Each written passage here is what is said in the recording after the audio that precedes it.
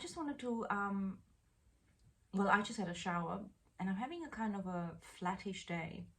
And in the shower, it occurred to me that I think it's important to share how some days are just like that. You're just gonna feel, this is my, I washed my hair, but I'm just scrunched it up. I've just came out of the shower and I'm just coming to make a quick video, spontaneous as it is. And, when you're feeling flat, and you drink the coffee and you push yourself. I don't generally do that, but I know a lot of people do that. That has its place. Sometimes it's necessity, sometimes it's habit, sometimes it's just this belief that we should be keeping going no matter what. But I just want to say that especially when we're on the healing journey, especially when we are looking at up-leveling, not because we're bad, but up-leveling because when we're well rested, we naturally are more able to be ourselves. We naturally don't have emotional outbursts. We naturally are healing things that we might not have met within us when we were rushing through life. So it's actually a really sacred, important time to, when your body tells you or your mind tells you to relax, to just have a lazy day, to just do the bare basics. Obviously, if you have children, you make sure they're okay. I've been through that kind of thing. My children are all pretty much grown up now. But obviously, if they're little, you would find a way to either get babysitting, or you would maybe have a lazy day in bed with them, playing games, having simple foods, having fun, asking if they want to look after mummy or anything like that, being playful with it, or who wants to read a book, who wants to pretend to be asleep, have a nap, or who wants to go out at night to the beach in the afternoon, for example, and have a lazy morning, so that, we can all just, remember what it's like to be relaxed and to do nothing and to think of nothing. These are the things that humanity has been programmed out of. The idea that we are better when our house is perfect, when we're performing more, when we look amazing. The idea of, wow, I just drink lots of Coke or whatever it is, or lots of coffee, and I've done 20,000 things. It's really not healthy, and we know that, but we're still unraveling that program that we are worthy depending on our productivity. And the wisdom is in actually looking after your health and teaching your children, yourself, your partner. It's really healthy to have a day of silence, quietness, simplicity, allowing your body to unwind, maybe just sitting in your garden with your feet in the grass, or staying in bed all day, or driving to the beach and just vegging there. You don't have to even go for that walk. You just look at the ocean, just breathe in that air, depending on your energy levels. And be okay if you're maybe wanting to fast and not eat and just drink water or coconut water. I do that quite often. Or if you just want to eat fruit, or maybe even if you just want to eat junk food for once and you're normally really happy and you just feel like having, whatever, a packet of chips or some pasta with whatever you want. There's so much range, I can't make suggestions, but whatever that is. To give yourself the rest, to give yourself that emotional break, which is more important than chasing health, than chasing success, than chasing, oh, I must eat healthy, therefore I'm going to stress out in the kitchen. So the body, when it tells you to slow down, there's a reason for that. There's a profound intelligence, and I'm not saying you don't know that. I'm just here to remind us all. There's a reason for that. And I often teach that, if you ignore it, how do you know what will happen next? For example, I'm having a very quiet inward day. Mind you, I did get up at 6 and teach yoga early in the morning, and I had a very deep meditation afterwards on my own. And I feel I'm processing, and I feel that the world is processing, and we're having a full moon. No, we're having a new moon, but we're also having a solar eclipse at this point. So I'm feeling that. I felt it yesterday too, in a sense of just a different way of seeing the world, just feeling a bit more like things are bubbling up. I felt I was sort of looking through different lenses. So today, from my perspective, is probably an integration day. And I know from experience, this is really important. I don't know if you've experienced it, but if you push it when you're feeling like this, whatever you do is not that amazing. If you go out, you may feel that your conversation isn't that good. If you do a lot of work, you might find you break something, or you take longer, or you feel agitated and things are harder, they're not flowing. And that's all part of that message to slow down.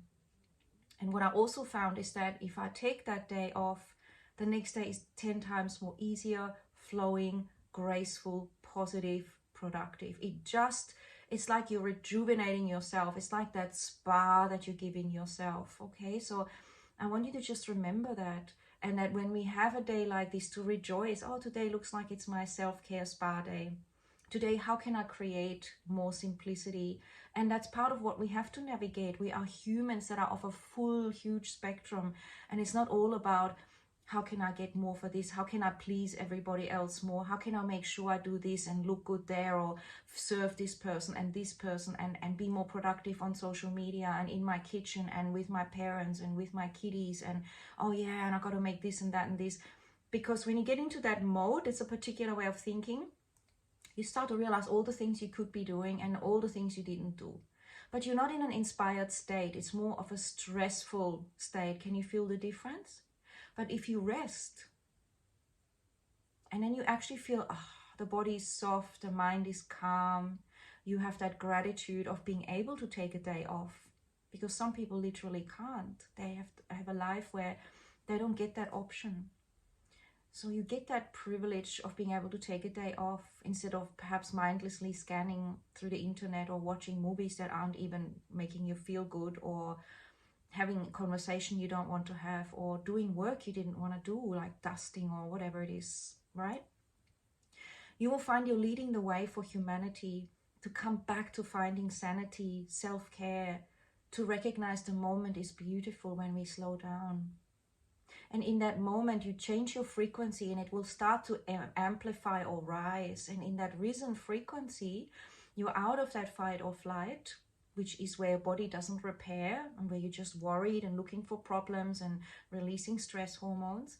You open up into that well-being naturally, the repair mode, but you also open up into the inspired mode, that relaxed state where you hear your own wisdom, that relaxed state where instead of maybe you would have called a certain friend before, just perhaps to complain about struggles, perhaps to just feel that you wanted a distraction from being with yourself because that felt more productive. Instead, you might be ringing a completely different friend and making such a difference as you connect heart to heart to someone who really enjoys and appreciates your connection. Because you're out of the box then. You're in an expanded state of consciousness. And when your body tells you, man, you're tired, you should relax. When your mind tells you, wow, I wish I could just go on a holiday and do nothing today. See if you can listen to that. Because that is your inner amazing wisdom, and you will be rewarded. It's not like you're going to do that for the next 3 months and everything will fall apart, which is what the ego self will try to tell you.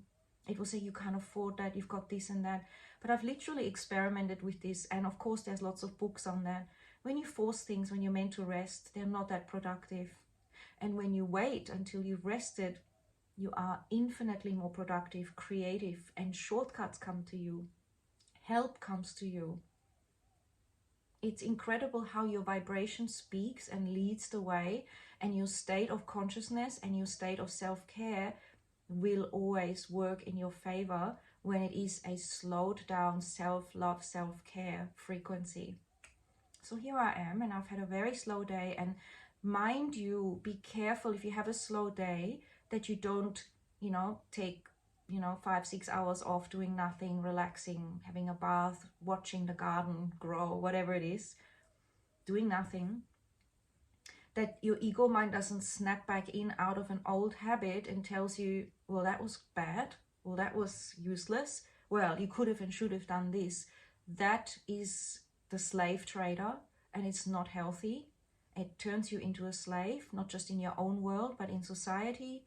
People don't appreciate it. They take it for granted about you if you're always doing everything for everyone, and you don't radiate your light properly. And that voice, notice that and go, no, this is not true. Turn that around. No, I actually gave myself a gift. I looked after myself. I actually faced inwards. I actually relaxed.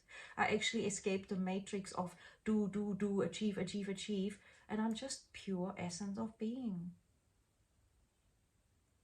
And there's one more thing I wanted to say. I remember it now. It just comes and goes when we talk like this. You don't know that when you take a day off like this, or 2 or 3, whatever you need, whether you are not currently repairing cancer that was about to develop. That later on you will have to face the time because of decreased self-care.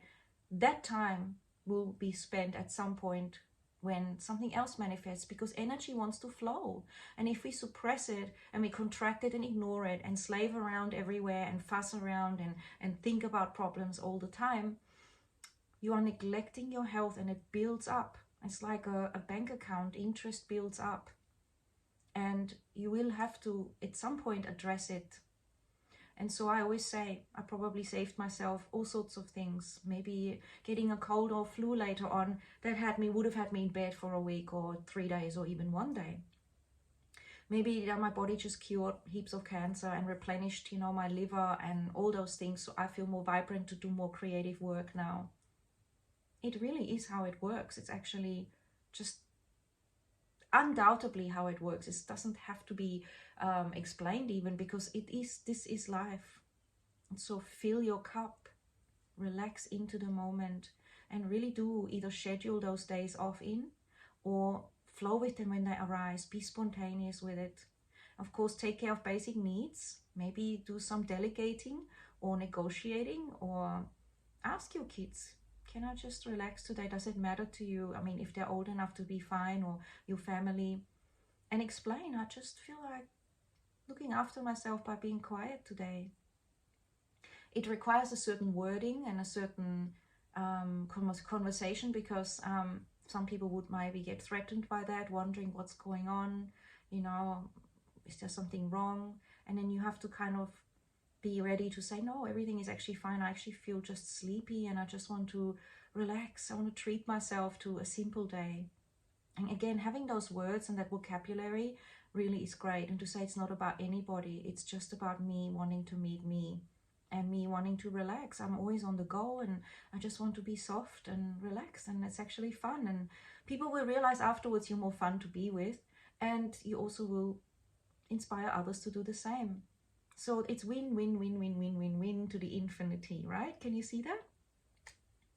Also, remember, you speak energetically. Your heart speaks, your energy field speaks, your intent. So often in this world we are taught and indoctrinated that, it's what we say or our actions. And yes, these things all matter, definitely. But also what matters is your state and your presence, how you meet people, that unspoken dynamic, that stillness you can bring, that stillness you exude. And as you accept yourself, you naturally are finding it easier to accept others as they go through their learning journey of slowing down. And yes, I teach this in yoga class, in private classes, in retreats, wherever I go really, because my theme is trusting yourself, going into self-care, awakening your true self potential, which is sitting inside like a beautiful seed that has been growing, and that sometimes we've grown and reduced and grown and reduced. It's a bit like a dance. And to remember that you get to choose that, and that is your highest practice, and we're all learning to come back into that.